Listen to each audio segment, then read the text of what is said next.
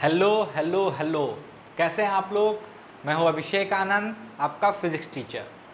I hope सब कोई अच्छे होंगे और अपने स्वास्थ्य का ध्यान रख रहे होंगे।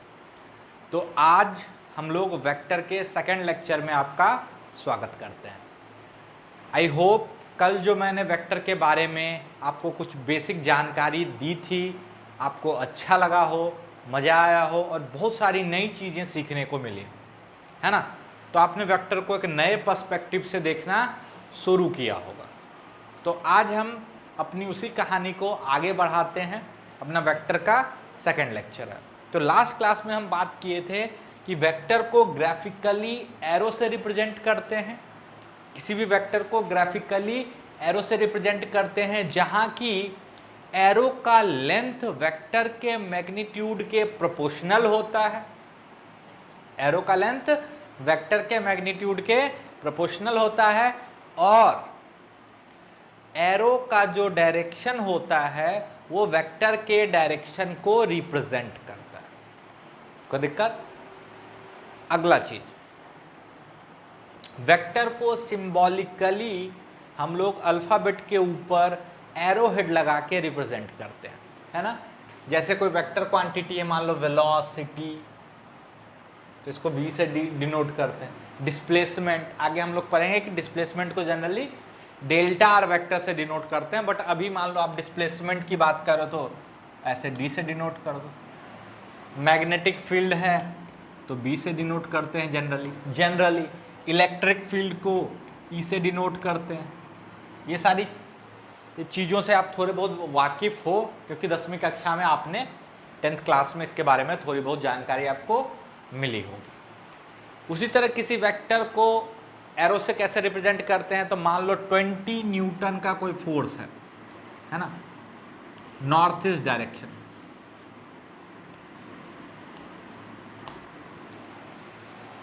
नॉर्थ ईस्ट डायरेक्शन में 20 न्यूटन का फोर्स है, तो हम बोल रहे हैं कि हम एक एरो बना देते हैं जो कि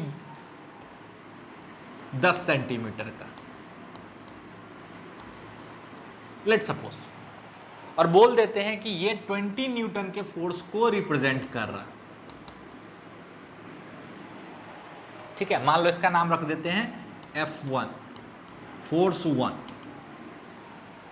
ठीक है, अब अगर बात करें कि एक फोर्स है जो कि साउथ की तरफ डायरेक्टेड है, हम साउथ की तरफ एक फोर्स लगा रहे हैं जो कि मान लो 10 न्यूटन का। कितने का? 10 न्यूटन का फोर्स साउथ की तरफ। तो क्या करना होगा, अगर आप एक एरो साउथ की तरफ दिखा देते हो ऐसे, जो 5 सेंटीमीटर लंबा है। कितना लंबा है? 5 सेंटीमीटर लंबा। तो एक समझदार आदमी तुरंत समझ जाएगा कि मान लेते हैं इसका नाम F2 रखते हैं। क्या रखते हैं? F2। तो अगर आप उससे पूछोगे कि बताओ ये जो दूसरा फोर्स है ये कितना पावरफुल है, कितना ताकतवर है, इसका मैग्नीट्यूड क्या है, तो सामने वाला तुरंत बोलेगा कि देखो अगर 10 सेंटीमीटर 20 न्यूटन को रिप्रेजेंट कर रहा है तो 5 सेंटीमीटर जरूर 10 न्यूटन के फोर्स को रिप्रेजेंट कर रहा हो। तो दिक्कत यहीं पे लगे हाथ हम आपको डायरेक्शन की बेसिक जानकारी दे देते हैं। शायद आपने पढ़ा भी होगा और नहीं पढ़ा है तो आप स्टार्टिंग से भी सीख सकते हो। देखो, क्योंकि ये वेक्टर वगैरह में बहुत यूज होने वाला, तो ईस्ट, नॉर्थ, वेस्ट, साउथ, जानते हो ये टिपिकल रिप्रेजेंटेशन है, ये एक टिपिकल रिप्रेजेंटेशन है। ठीक है, अब जैसे आपको बोले ईस्ट की तरफ तो इधर, वेस्ट की तरफ तो इधर, नॉर्थ की तरफ इधर, तो साउथ की तरफ इधर, ये हो जाएगा अप और ये बोर्ड के प्लेन के अंदर डाउन। ठीक है, हाँ सर, इसमें तो कोई दिक्कत नहीं आता है। अब अगर हम आपसे बोलें, ध्यान से सुनना, इस डायरेक्शन का नाम क्या है। मान लो एक वेक्टर है, कोई सा भी वेक्टर है जो इस डायरेक्शन में है। ठीक है, और हम बोल रहे हैं कि ये एंगल 30 डिग्री।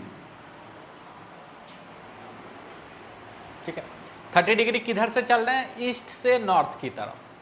तो इस डायरेक्शन को हम लोग बोलते हैं, इस डायरेक्शन का नाम हम देंगे, ध्यान से सुनना, 30 डिग्री नॉर्थ ऑफ ईस्ट। याद रखने का तरीका, कहां से किधर की तरफ? तो ईस्ट से 30 डिग्री नॉर्थ की तरफ, पीछे से पढ़ने का, पीछे से शॉर्ट, अगर आप बोलो शॉर्ट ट्रिक तो ये है, ठीक है। अगर इसी को हम दूसरे तरीके से भी पढ़ना चाहें तो पढ़ सकते हैं। कैसे? तो नॉर्थ से अगर 60 डिग्री चले ईस्ट की तरफ, तब भी यही डायरेक्शन मिलेगा।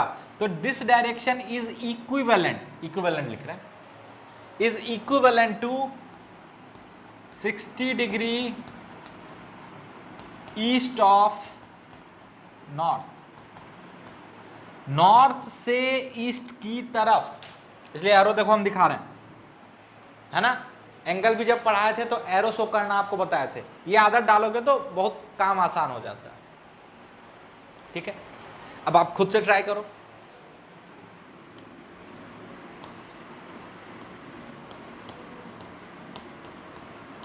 (45 डिग्री)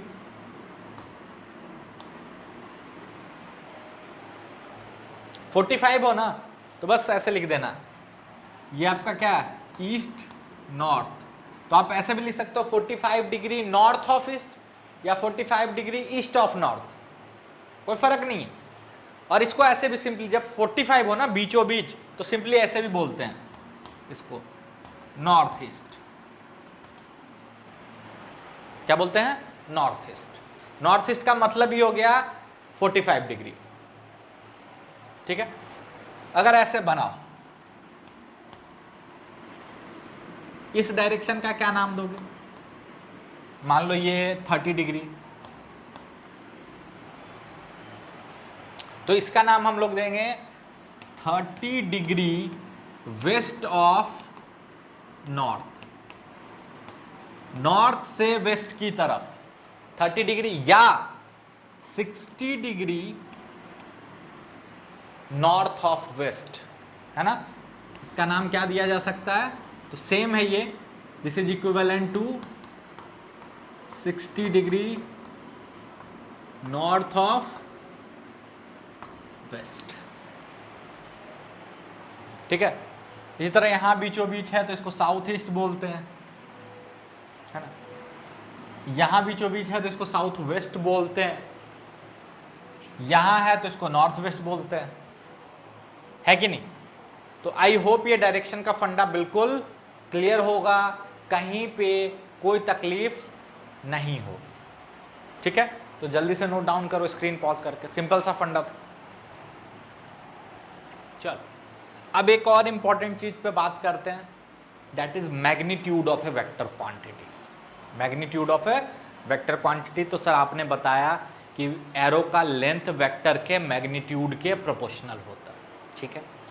अगर किसी वेक्टर क्वांटिटी को, ध्यान से देखना, मान लो वेलोसिटी वेक्टर को हम कैसे दिखाते हैं? v से। और वेक्टर में क्या क्या होता है? तो सर वेक्टर में एक तो डायरेक्शन होता है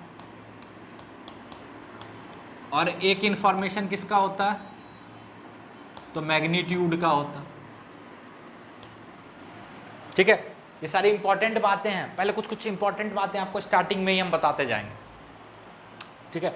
ऐसा नहीं है कि हम कुछ एक सीक्वेंस फॉलो करेंगे, जिसकी जहां जरूरत होती जाएगी उसको बता दें। Direction, magnitude. वेक्टर के मैग्नीट्यूड को सिंबॉलिकली हम लोग ऐसे रिप्रेजेंट करते हैं, ध्यान से सुनो। अगर v लिखा हुआ है तो इसका मतलब आपसे दोनों चीज पूछा जा रहा है। अगर v की बात कर रहे हो तो you have to provide both the information, magnitude and direction. लेकिन अगर कभी हम उसके सिर्फ मैग्नीट्यूड में इंटरेस्टेड हैं कि भाई कितने मीटर पर सेकंड की वेलोसिटी है, कितने टेस्ला का मैग्नेटिक फील्ड है, किधर है वो पता मान, लेकिन हम इंटरेस्टेड हैं इसके कितने वाले पार्ट में, है ना। ये जो पार्ट है ये क्या बता रहा है? कितना, और ये बता रहा है किधर,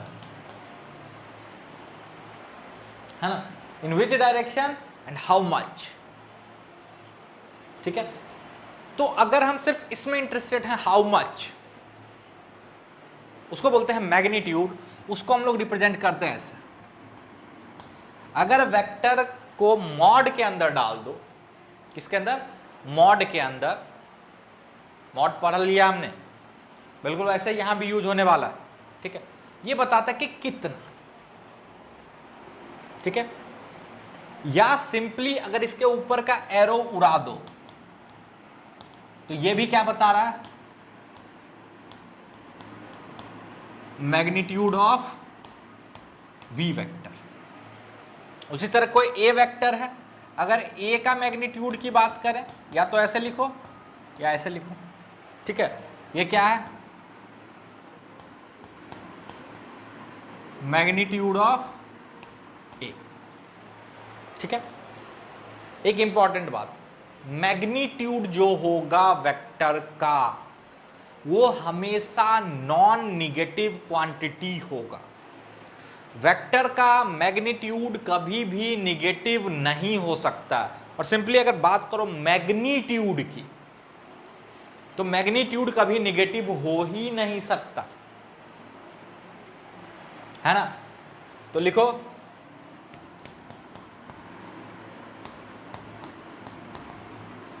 magnitude of a vector quantity can never be negative, never be negative। पहले लिखो फिर समझा रहे हैं, परेशान नहीं होना। अब आप बोलोगे कि सर 9th-10th में तो हम लोग करते थे, जब पार्टिकल को ऊपर फेंकते थे तो बोलते थे वेलोसिटी 5 मीटर पर सेकेंड है, एक्सीलरेशन नीचे की तरफ बोलते थे -10 मीटर पर सेकेंड स्क्वायर है। सर ये माइनस कहां से आया? बिल्कुल ये कंफ्यूजन अगर आ रहा है तो अच्छी बात है, नहीं भी आ रहा है तो सुनो। सर ये माइनस क्या था? फिर आपने तो बोला कि वेक्टर में मैग्नीट्यूड का भी निगेटिव नहीं होगा, ये क्या ये क्या ये क्या? एक्सेलरेशन तो वेक्टर है सर, इतना तो सुना है मैंने, है ना कि सर अपना एक्सेलरेशन भाई वेक्टर भाई साहब है, ये क्या? तो ध्यान से सुनो, इस पे खूब डिटेल में चर्चा आगे करेंगे, है ना। ये जो माइनस है ये आपका ये मैथ्स वाला प्लस माइनस नहीं है कि -10 बरा कि -12 बरा। ये जो माइनस है ना वेक्टर के साथ, ये बेसिकली डायरेक्शन रिप्रेजेंट करता है। क्या बताता है? डायरेक्शन।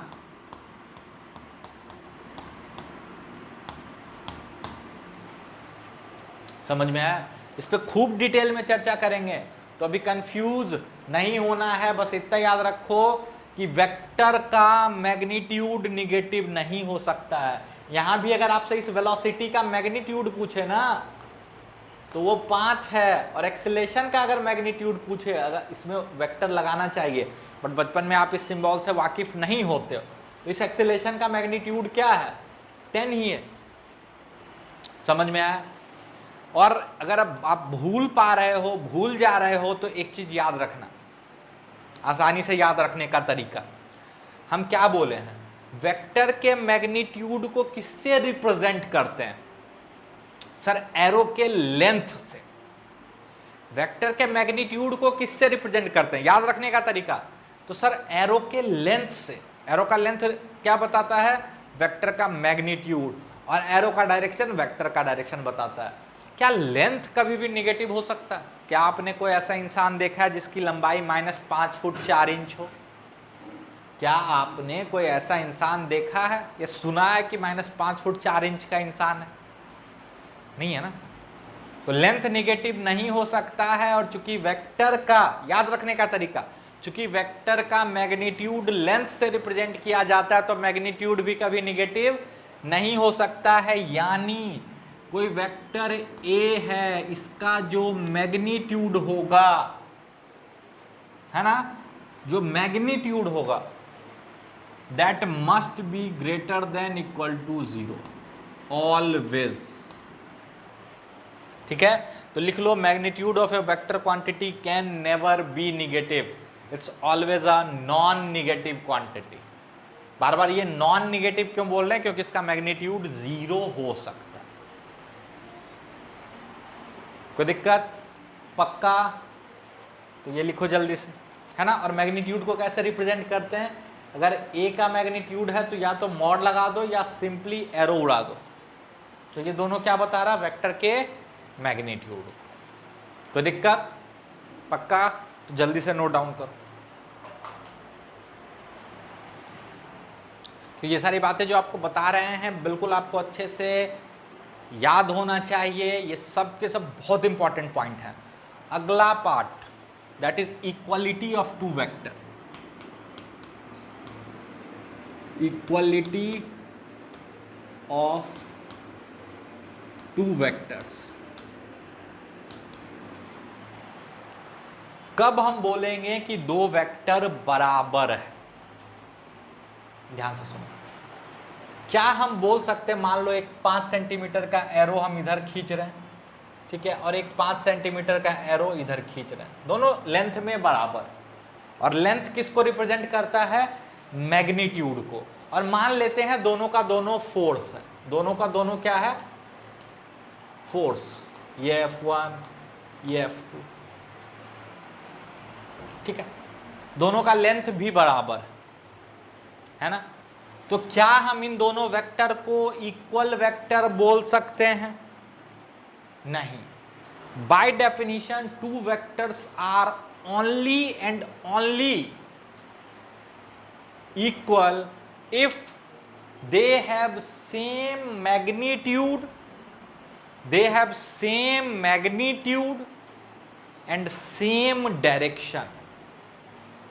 ध्यान से सुनना, मैग्नीट्यूड में दो पार्ट होता है, न्यूमेरिक वैल्यू एंड यूनिट्स। तो मैग्नीट्यूड सेम होने का मतलब फोर्स को फोर्स से ही कंपेयर कर सकते हो, ये नहीं कि फोर्स वेक्टर को मैग्नेटिक फील्ड वेक्टर से कंपेयर कर रहे हैं। तो पहला कंडीशन कंपैरिजन का तो यहीं आ जाएगा कि force will be compared with force vector.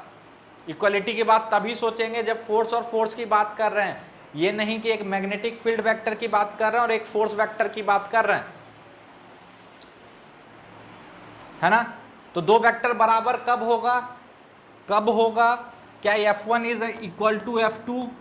F1 is not equal to F2, है ना। लिखो, two vectors are only equal if they have same magnitude and same direction। तो वेक्टर के बराबर होने का एकमात्र कंडीशन क्या है? उनका मैग्नीट्यूड और डायरेक्शन दोनों सेम होना पड़ेगा, दोनों। तो देखो यहां मैग्नीट्यूड सेम है बट डायरेक्शन सेम नहीं है। हाँ, बट अगर मैग्नीट्यूड सेम है तो इसको मैथमेटिकली क्या लिख सकते हैं? F1 vector is not equal to F2 vector, but magnitude of F1 vector is equal to F2 vector for this case, for this case. इस केस में दोनों वेक्टर का मैग्नीट्यूड बराबर है बट दोनों वेक्टर बराबर नहीं है। F1 और F2 बराबर नहीं है। हाँ, magnitude of F1 is equal to magnitude of F2। ध्यान से सुनना, ये नहीं कि इधर वेक्टर का मैग्नीट्यूड और इधर वेक्टर। कभी भी वेक्टर का मैग्नीट्यूड और वेक्टर को भी कंपेयर नहीं कर सकते, क्योंकि वेक्टर के पास दो इंफॉर्मेशन, मैग्नीट्यूड एंड डायरेक्शन, और मैग्नीट्यूड तो सिर्फ मैग्नीट्यूड है ना। तो जब भी ये वेक्टर के केस में इक्वालिटी और या अनइक्वालिटी का साइन होगा ना, तो दोनों तरफ क्या होना चाहिए? वेक्टर क्वांटिटी, ठीक है। अगला चीज, जैसे मान लो हम आपके सामने दो एरो रखते हैं कुछ ऐसे, और बोल रहे इस एरो का नाम A है और एक दूसरा एरो है, इसका नाम B है, ठीक है। एक वेक्टर A है, एक वेक्टर B है, और दोनों सेम नेचर का। सेम नेचर मतलब या तो दोनों फोर्स है या दोनों मैग्नेटिक फील्ड है या दोनों वेलोसिटी है, सेम नेचर का। क्या अब ये दोनों बराबर हैं?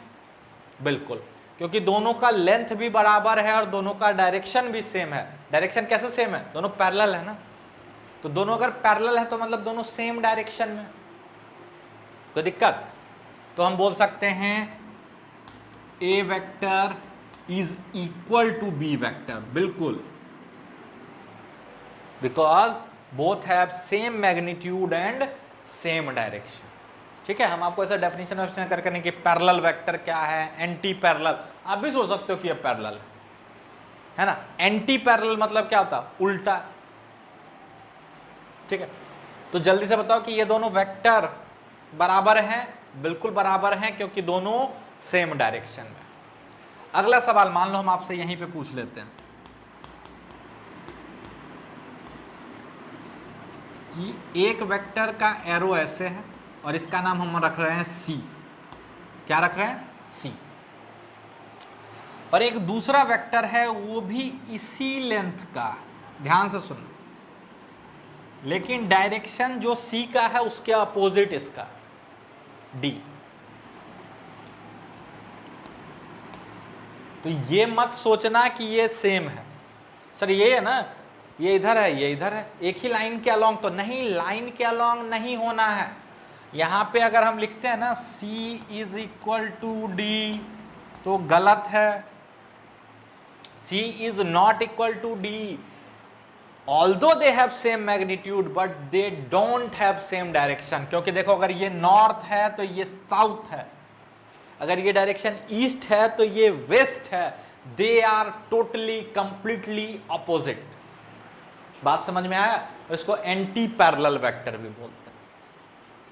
ठीक है, अब मेरा सवाल है कि अगर C और D बराबर नहीं है तो ये उल्टा चीज है, इस उल्टे चीज को एक स्पेशल नाम दिया गया। बोला गया कि जब दो वेक्टर बराबर हों, ध्यान से सुनना, जब दो वेक्टर बराबर हों और डायरेक्शन में ऑपोजिट हों, जब दो वेक्टर बराबर हों और डायरेक्शन में ऑपोजिट हों तो वो एक दूसरे के निगेटिव कहलाते हैं।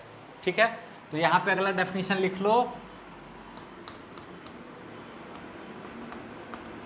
Negative of a vector. Negative of a vector, एक वेक्टर का निगेटिव वेक्टर क्या होगा? तो लिखो, ये अगला डेफिनेशन हो गया, two vectors having same magnitude,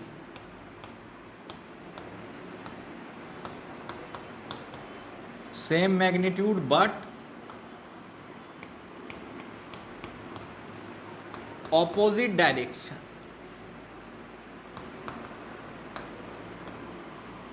are called negative of each other। ठीक है, मतलब ये जो CD है ना इस डायग्राम में, ये असल में C इज माइनस डी और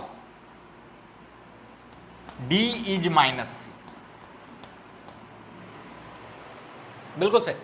दो वेक्टर जब उनका मैग्नीट्यूड बराबर हो और डायरेक्शन अपोजिट हो तो वो दोनों एक दूसरे के निगेटिव कहलाते हैं। इसके पीछे का लॉजिक ये है कि एक्सपेरिमेंटली देखा गया कि अगर 10 न्यूटन का फोर्स इधर लगाएंगे और 10 न्यूटन का फोर्स इधर लगाएंगे तो जो नेट फोर्स जनरेट होगा वो 0 न्यूटन का होगा। कितना होता है? 0, मतलब उस पर नेट फोर्स नहीं लग रहा होगा।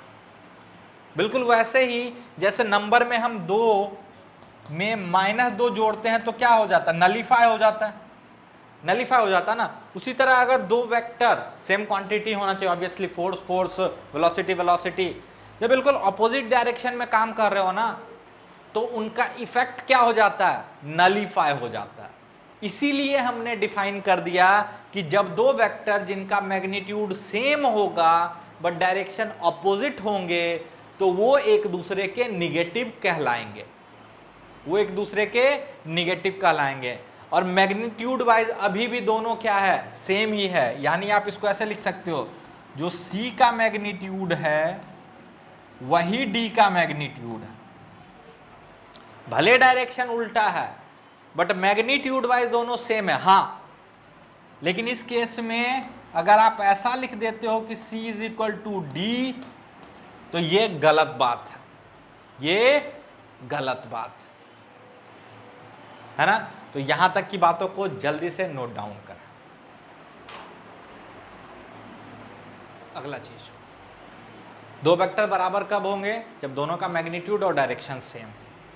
Equality is defined for two vector. दो वेक्टर एक दूसरे के निगेटिव कब कहलाएंगे? जब दोनों का मैग्नीट्यूड बराबर हो और डायरेक्शन अपोजिट। ठीक है। अब एक चीज आता है कि जैसे मैथ्स में आप लोग पढ़े हो कि 2 is greater then -2, 3 is greater then 8, है ना। हमने जो अलजेब्रा पढ़ा था उसमें ये डिफाइन थे, बड़ा छोटा डिफाइन था, है ना।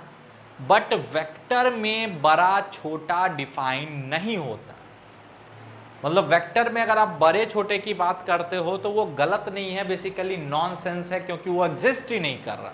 मेरा क्या कहने का मतलब है, अगर हम आपको बोलें कि ए वेक्टर इधर है और बी वेक्टर इधर है, ध्यान से सुनना, ऐसे दो वेक्टर बना हुआ है और बोल रहे हैं कि ठीक है दोनों फोर्स वेक्टर है या दोनों वेलोसिटी वेक्टर है, ठीक है, अच्छी बात। अगर आपसे कोई पूछे कि क्या इसको हम ऐसे लिख सकते हैं कि B इज ग्रेटर देन ए, क्योंकि B लंबा दिख रहा है A से, बिल्कुल नहीं। वेक्टर में कंपैरिजन अलाउड नहीं है, वेक्टर में कंपैरिजन अलाउड नहीं है। क्यों? क्योंकि आप ऐसे लॉजिकली सोचो ना कि हाँ मैग्नीट्यूड वाइज तो B बड़ा है, बट आप डायरेक्शन को कैसे कंपेयर करोगे, है ना। एक लॉजिकल आप सोचो ना, ईस्ट को वेस्ट से कैसे कंपेयर करोगे, इस पर्टिकुलर डायरेक्शन को इस पर्टिकुलर डायरेक्शन से कैसे कंपेयर करोगे, है ना। मैग्नीट्यूड तो कंपेयर कर सकते हैं और कर भी सकते हैं, बिल्कुल लिख सकते हैं। आप ये नहीं लिख सकते, ये गलत है, लेकिन आप ये जरूर लिख सकते हो कि magnitude of B is greater than magnitude of A, because magnitude is basically a number with unit, but it's a scalar quantity, है ना। मैग्नीट्यूड में डायरेक्शन नहीं है। You can compare magnitude like this, but you can't compare two vectors, है ना। तो लिख लो, no comparison is allowed. Vector में कंपैरिजन अलाउड नहीं है, ठीक है। अरे भाई एक बिल्कुल नए तरह के अलजेब्रा को पढ़ रहे हो, अब बोलोगे सर ऐसे इतना नियम रूल क्यों बना रहे हो? आपने उस अलजेब्रा में भी नियम और रूल्स पढ़े हैं, आप भूल रहे हो। अरे उसमें भी तो आपने जोड़ने का एक रूल सीखा था कि देखो 2 होता है, फिर उसमें 3 जोड़ते हैं, याद आ रहा है? प्लस का क्या मीनिंग होता है, इक्वलिटी का क्या मीनिंग होता है, वैसे ही हम इसके रूल्स पढ़ रहे हैं, बिल्कुल वैसे ही जैसे उस अलजेब्रा का रूल आपने तब पढ़ा था जब आप बहुत छोटे थे। आप चीज़ों को सीखते चले गए, आपको पता ही नहीं चला कि हम लोग रूल सीख रहे हैं। बट अब आके अब हम आपको स्पेशली बोल रहे हैं कि ये वेक्टर्स के ये सारे रूल्स हैं, तो आप बोलते हो ये कौन सा रूल्स, है ना। समझ में आया? तो अब हम लोग एक नया अलजेब्रा सीख रहे हैं जिसका नाम है वेक्टर अलजेब्रा, और ये छोटे छोटे रूल्स हैं जो आपको पता होने चाहिए, है ना। अगला चीज है जीरो वेक्टर।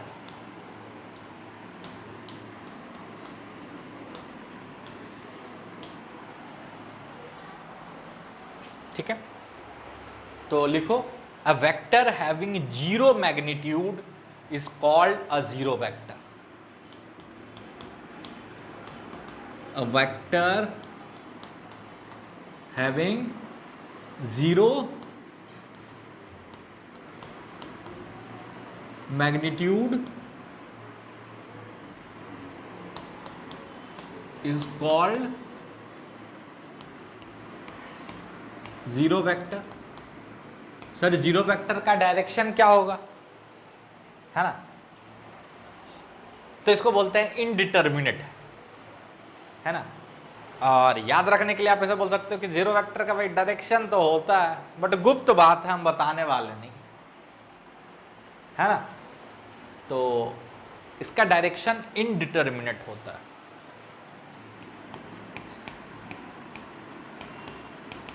Direction indeterminate. इस पे और डिटेल में चर्चा करेंगे। अभी आपको पता होना चाहिए कि जीरो वेक्टर एक ऐसा वेक्टर है जिसका मैग्नीट्यूड जीरो है और डायरेक्शन इनडिटरमिनेट है मतलब पता नहीं कर सकते। ठीक है, जीरो वेक्टर का क्या यूज है, क्यों डिफाइन करा गया, ये भी हम धीरे धीरे सीख लेंगे। ठीक है, उसके लिए परेशान नहीं होना चाहिए। जीरो वेक्टर को ऐसे रिप्रेजेंट करते हैं, जीरो के ऊपर एरो लगा दो।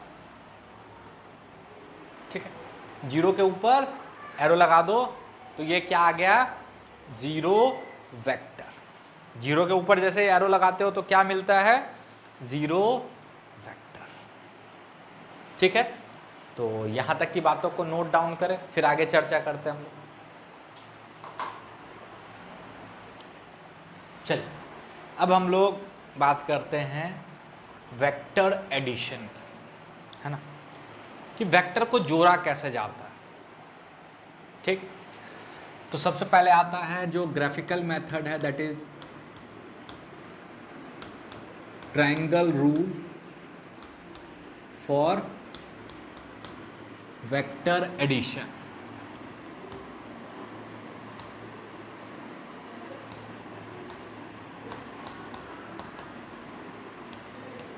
ये क्या है, बिल्कुल सिंपल एग्जांपल से समझते हैं। ठीक है, मान लो एक आदमी कुछ ऐसे चला, ए से बी।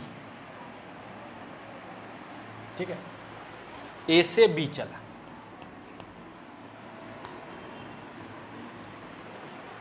ठीक, तो जो पहले डिस्प्लेसमेंट चला इसका नाम हम लोग रख देते हैं, मान लो ए वेक्टर।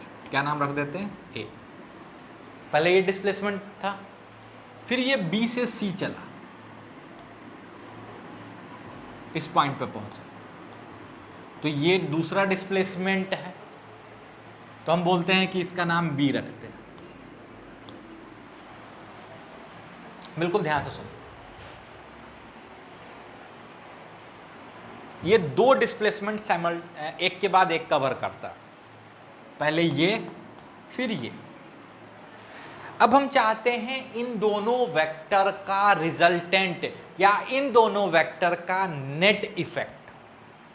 जैसे ना मेरे पास 2 आम है, मेरे पास 3 आम है, तो कितना आम है, तो भाई या तो 2 अलग खरीदो, 3 अलग खरीदो, या 5 एक साथ खरीदो, है ना, दे आर इक्विवेलेंट, इक्वल।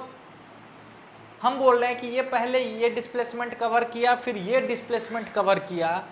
अगर हम इन दोनों के बदले इसको एक सिंगल डिस्प्लेसमेंट से रिप्लेस करना चाहें, मतलब एक ऐसा डिस्प्लेसमेंट आप बताओ जो सेम इफेक्ट क्रिएट कर रहा है। इफेक्ट क्या है, ए से सी तक जाना। ध्यान से सुनना, रिजल्टेंट का फंडा कहां से आया, पहले वो ए से बी चला, फिर बी से सी चला, तो उसने एक डिस्प्लेसमेंट ए कवर करा, फिर दूसरा डिस्प्लेसमेंट बी कवर करा। हम चाहते हैं एक ऐसा डिस्प्लेसमेंट बताना जो इन दोनों का कंबाइंड इफेक्ट हो। अब तुरंत बोलोगे कि सर वो ऐसा डिस्प्लेसमेंट हो, अरे होगा, इसका नाम हम लोग रखते हैं जनरली आर, रिजल्टेंट वेक्टर। क्या है, रिजल्टेंट वेक्टर। देखो ना, पहले ये चला, फिर यहां से यहां चला, हम बोले नहीं, एक सिंगल वेक्टर जो इन दोनों के कंबाइंड इफेक्ट को बताए, आर।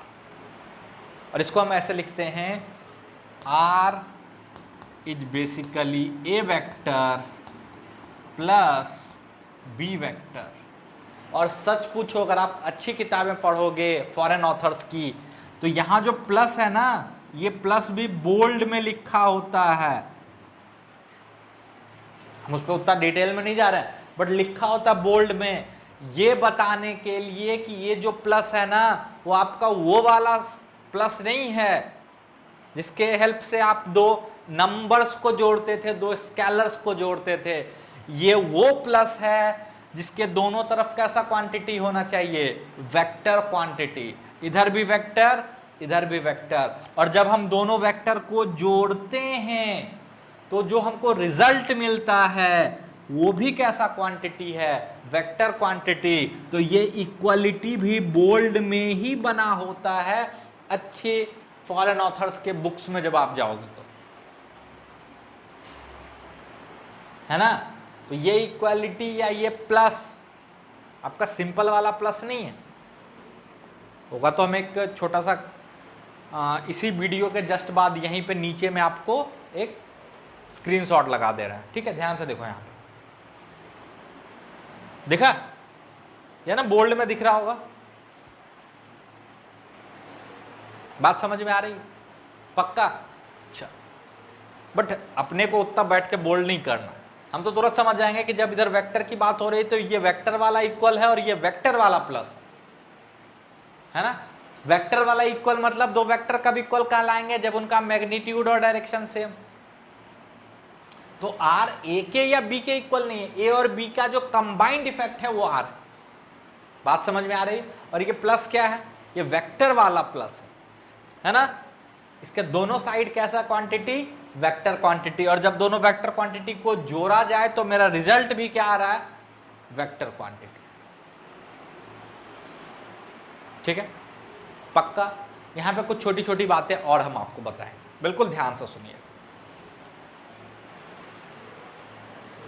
वेक्टर में इसको बोलते हैं, इस हिस्से को बोलते हैं टेल।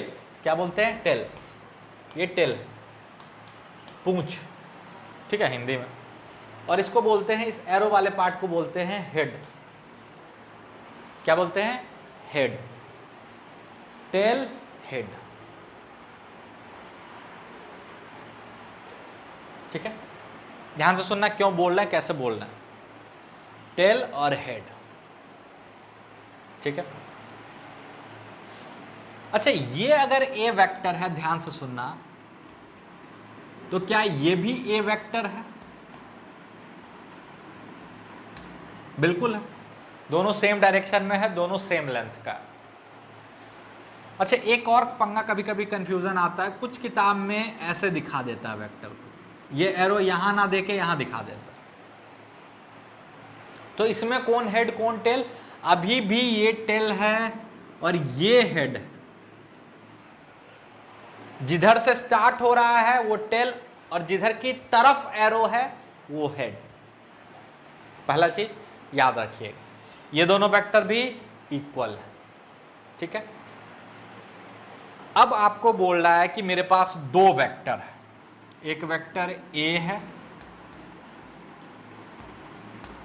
और एक ऐसे वेक्टर बना हुआ है बी। बिल्कुल पहले ध्यान से सुनो मेरी बात, ठीक है। और आपको बोल रहा है a प्लस बी को दिखाओ, a प्लस बी बनाना है। क्या बनाना है, a प्लस बी, यानी a में b को जोड़ना है, ठीक है। ध्यान से सुनो, ये मेरा फर्स्ट वेक्टर है और ये मेरा सेकंड वेक्टर है। अरे अभी नई बात सीख रहे हैं ना, तो सब कुछ पता होना चाहिए। ये मेरा फर्स्ट वेक्टर, ये मेरा सेकंड वेक्टर, ए में बी को जोड़ना है। तो जो triangle rule of vector addition है, इसी फंडा से आ रहा, ध्यान से सुनो। इसमें ए में बी जुड़ा तो सी मिला, है ना। तो जो triangle rule of vector addition है, ये क्या बोलता है, ये बोल रहा है अगर ए में बी को जोड़ना है, ठीक है, ए में बी को जोड़ना है, तो सबसे पहला स्टेप क्या है, ड्रॉ फर्स्ट वेक्टर, ठीक है, ड्रॉ फर्स्ट वेक्टर। दूसरा, put the tail of second vector on the head of first vector, ठीक है।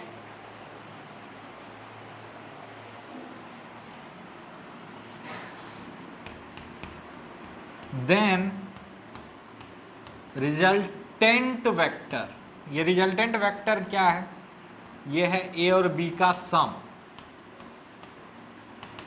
Will be a vector from मतलब वहां पे टेल होगा, from the tail of first vector, from the tail of first vector to the, to मतलब जिधर की तरफ बोल रहा वहां पे रिजल्टेंट का हेड होगा, to the head of second vector.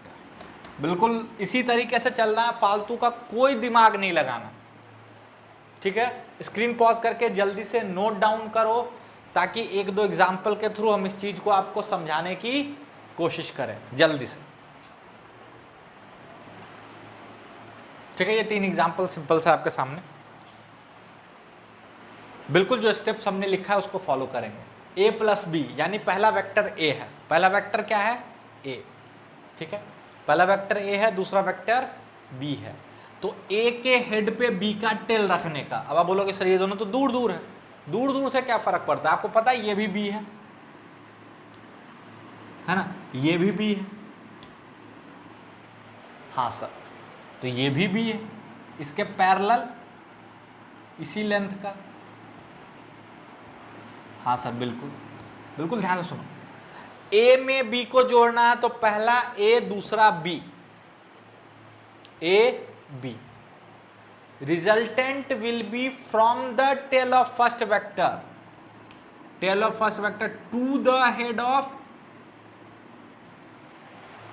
Second vector, this will be your resultant. मान लो इसका नाम R1 रखते हैं,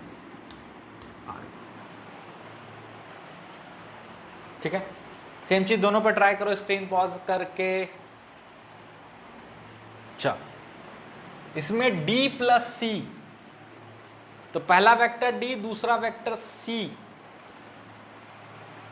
तो d के हेड पे c का टेल,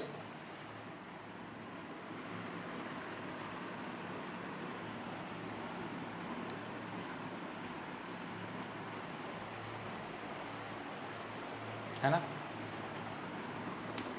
d प्लस सी, और पहले के टेल से दूसरे का हेड, ये मान लो इसका नाम रख देते हैं R2, रिजल्टेंट 2। कोई दिक्कत? पक्का? अगला E plus F, E plus F, ध्यान से देखना, बिल्कुल कंफ्यूज नहीं होना, बिल्कुल कंफ्यूज नहीं होना। ई के हेड पे दोनों एक ही लाइन में, ठीक है, इसको उठा के यहां रख दिए तो ऐसे एफ होगा, थोड़ा सा हम साइड में बना ले रहा ताकि कंफ्यूजन नहीं, ऐसे कुछ एफ होगा। बिल्कुल वही रूल, अपने तरफ से दिमाग नहीं लगाना कि सर ट्रायंगल नहीं बन रहा, तो क्या हो रहा, रूल क्या बोल रहा, पहले के हेड पे दूसरे का टेल रख दिए, रिजल्टेंट पहले के हेड से शुरू होके दूसरे, सॉरी पहले के टेल से शुरू होगा, वो भी इसी पे बनेगा, ठीक है। बट हम आपको कंफ्यूजन ना हो इसलिए जस्ट बगल में बना रहे, तो पहले के टेल से शुरू होके दूसरे के हेड पे खत्म हो जाएगा, इसका नाम मान लो R3। समझ में आया? तो बेसिकली R3 का जो लेंथ होगा ना, वो E के लेंथ में F के लेंथ को घटाने पे जो बचेगा वही होगा, और डायरेक्शन किधर होगा, तो E के डायरेक्शन पे। इस पे और चर्चा करेंगे अलग से, ठीक है। आप एक बार इस पे ट्राई करो, मान लो ये कोई वेक्टर है x1, एक दूसरा वेक्टर है x2, हमको निकालना है x1 प्लस x2। जल्दी से, थोड़ा सा कॉन्फिडेंस आ जाएगा।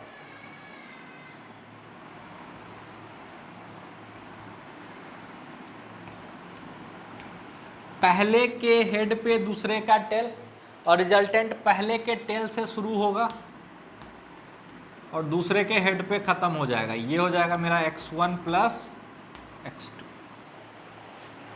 ठीक है। इतना ही करते हैं क्योंकि 45 मिनट का क्लास वो भी रेगुलर होता है, इसमें कोई बातचीत हो नहीं रही होती है वीडियो लेक्चर में, तो लंबा हो जाता है। काफ़ी कंटेंट आपको मिल गया। आपका जो होमवर्क है वो ये है,